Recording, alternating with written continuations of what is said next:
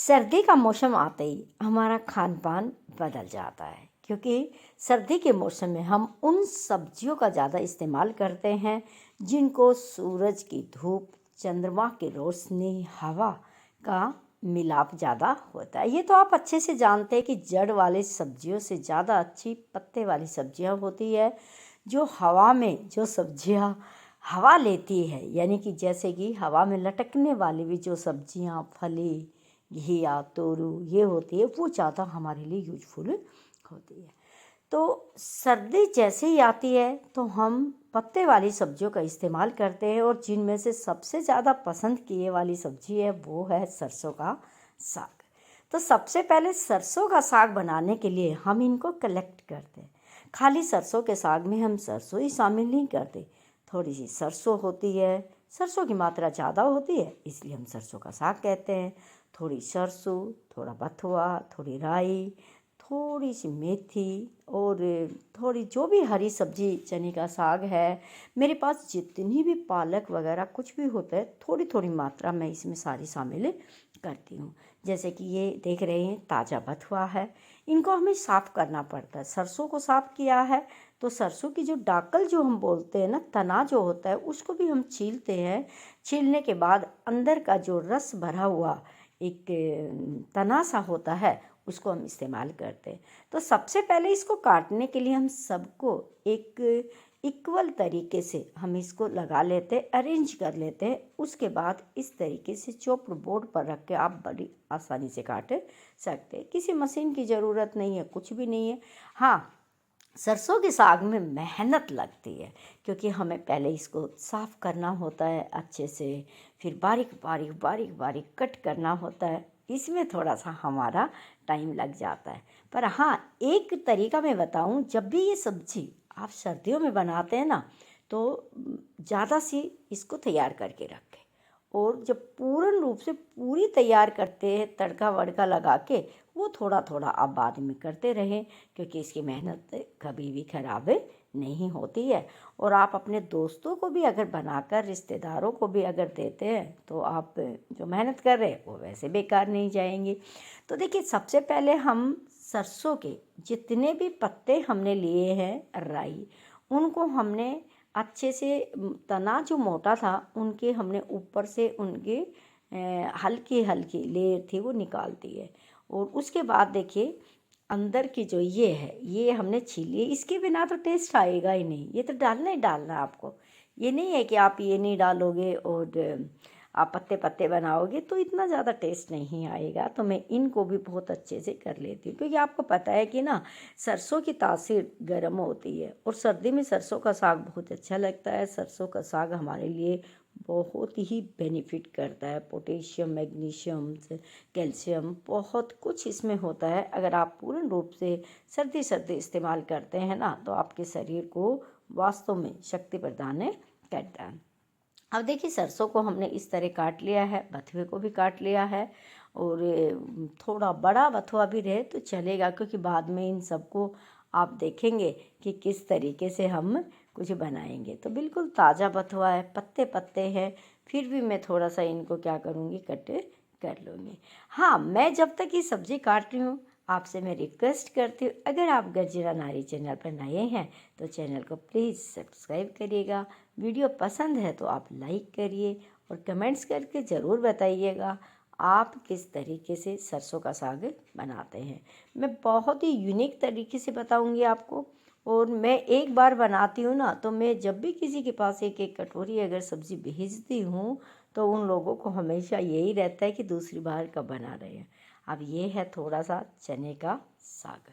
इन सबको अब काटने के बाद हम तैयार कर लेते हैं। फिर एक बड़ा सा बर्तन लेते हैं, उसमें हम साफ़ पानी डाल लेंगे, और इनको अच्छे से धोकर हम बड़े से कुकर में डालेंगे, क्योंकि इन सारी चीज़ों को एक साथ हमें बॉईल करना है। पानी में बिल्कुल नहीं डालूँगी, क्योंकि सब्जी है, इनके अंदर तो खुद ही 80% पानी है। सिर्फ हमें धोना है, और इस तरीके से एक चीज़ को धो दिया अलग अलग, क्योंकि अगर कुछ मिट्टी लगी होती है, आपको पता ही है, खेत से आते हैं, डस्ट तो वहाँ पे रहेगी, है ना, कुछ मिट्टी इन पे चढ़ी रहे पहले अगर हम लोग काट लेते ना, नहीं धो लेते, तो अब पूरी डस्ट नहीं निकल पाती। अब हम आराम से इसको धोकर इसकी डस्ट निकाल लेंगे। अब पानी उसको फेंक दो, फिर दूसरा पानी लो। और अब एक चीज़ में पानी के अंदर 1 पिंच नमक डाल के इन सब्जियों को मैं धो रही हूँ। इससे एक फ़ायदा तो ये है, जो सब्जी है हमारी उबलने के बाद कलर अच्छा रहेगा। दूसरा, सब्जी अच्छे से हमारी क्लीन हो जाती है।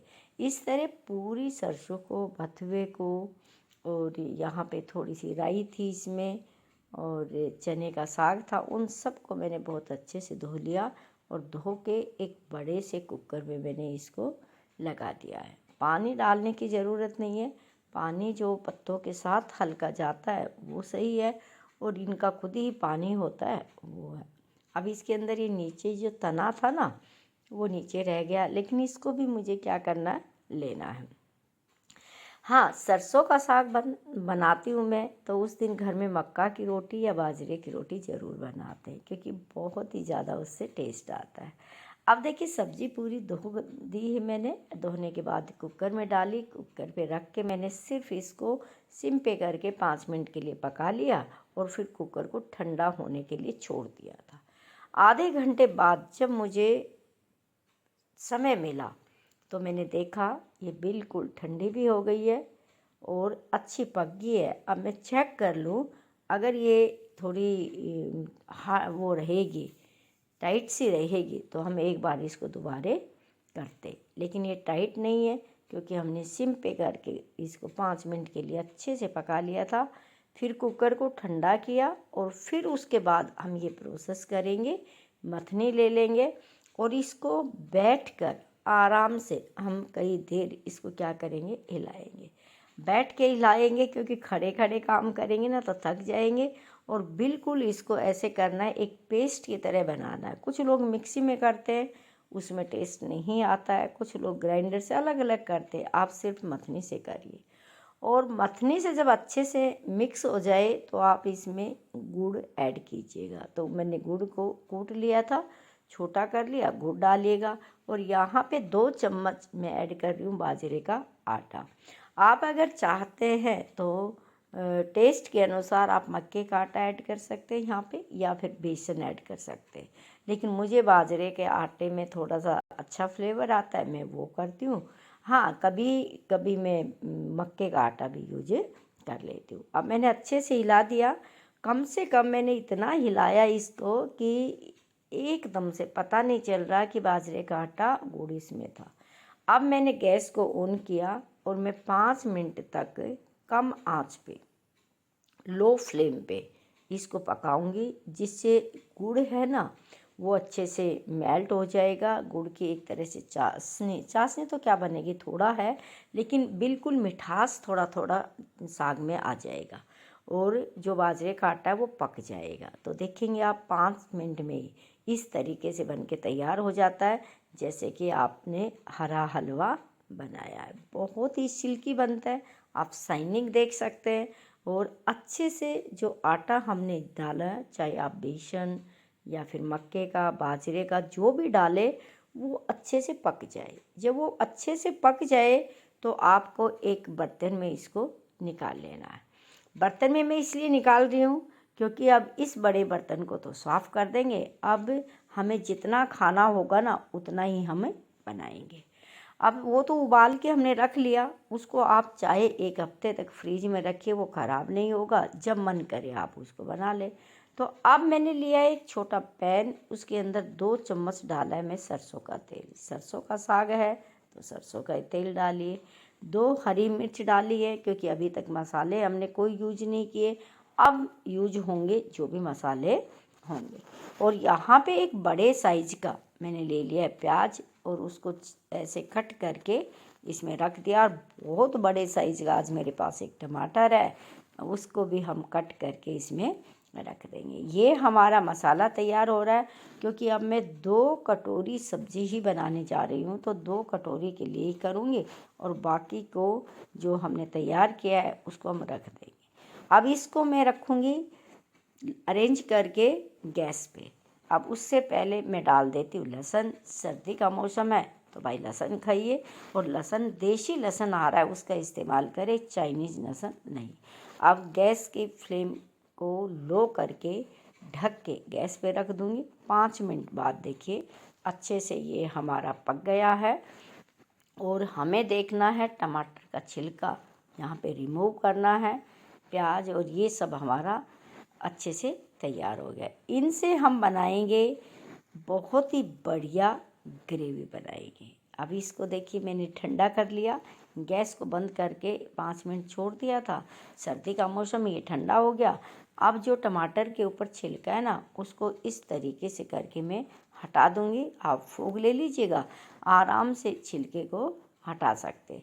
और हमें छिलके को हटा के ही इस सब्ज़ी में क्या करना है, इसको इस्तेमाल करना है। अब छिलका जो है ये साइड से थोड़ा सा रह गया है, वरना वैसे ही गर्म होने के बाद ये क्या हो जाता है, आराम से क्या होता है जगह छोड़ देता है। बस इतना हुआ कि जहाँ से इसका जॉइंट होता है वहाँ से मैंने थोड़ा कट नहीं किया था, अगर कट कर देते तो जल्दी निकल जाता। अब छिलका निकाल दिया है और पूरा मिश्रण जो अभी हमें तैयार करने जा रहे हैं, इसके लिए हमें इसको मिक्सी के जार में डाल लेंगे।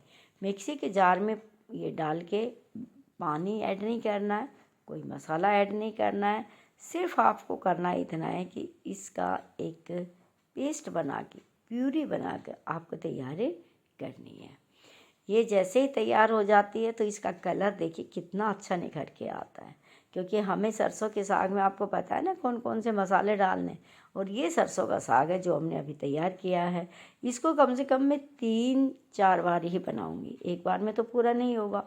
अब मुझे क्या करना है, ख़ास जो ट्रिक है जो हलवाई करते हैं कि जहाँ पे हमने ग्रेवी बनाई है ना, उसी पैन को मैं इस्तेमाल करूँगी, क्योंकि इसके अंदर जो पैन में पहले हमने तैयार किया था ना, उसके जले की स्मेल है ना, वो तंदूरी स्वाद देगी।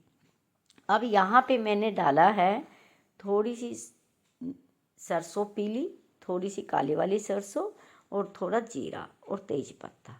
और उनको जैसे ही चट चट की आवाज़ आती है तो आपको जो प्यूरी आपने तैयार की थी आप वो इसमें ऐड कर दीजिएगा, और थोड़ा सा पानी डाल के उस बर्तन में वो भी डालिएगा।